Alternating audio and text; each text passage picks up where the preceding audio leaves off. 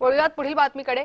स्त्रीबीज तस्करी रॅकेटचे धागेदोरे नाशिकपर्यंत पोहोचले। मुंबई नाका परिसरातील मालती आयव्हीएफ सेंटरची तपासणी करण्यात आली आहे। लेखी खुलासा करण्यासाठी नोटीसही बजावली। एका महिलेचं अनेक वेळा बीज दान करून लाखो रुपयांना हे बीज विकल्याचं प्रकरणही समोर आलंय, असा संशय व्यक्त केला जातोय। स्त्रीबीज विक्री प्रकरणात ही महत्त्वाची अपडेट आहे। नाशिकपर्यंत या रॅकेटचे धागेदोरे पसरल्याचं पाहायला मिळतं। एका महिलेने अनेक वेळा बीजदान केल्याचा देखील संशय व्यक्त करण्यात येतोय। अधिक माहिती घेणार आहोत। आमचे प्रतिनिधी किरण गोटूर सध्या आपल्या सोबत जोडले गेले आहे।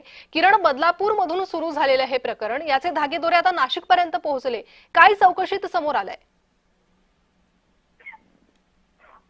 प्रणिता, एक महत्वाची ही बातमी म्हणावी लागेल। मागच्या काही दिवसांपासून बदलापूरमध्ये स्त्रीबीज तस्करीचं एक मोठं जो रॅकेट आहे ते उघडकीस आल्यानंतर हा संपूर्ण जो प्रकार आहे तो आता समोर आलेला आहे। बदलापूरचं जे संपूर्ण धागेदोरे आहेत ते आता नाशिकपर्यंत येऊन ठेपलेले आहेत। नाशिकमध्ये एक एकूणच मालती आयव्हीएफ सेंटर आहे।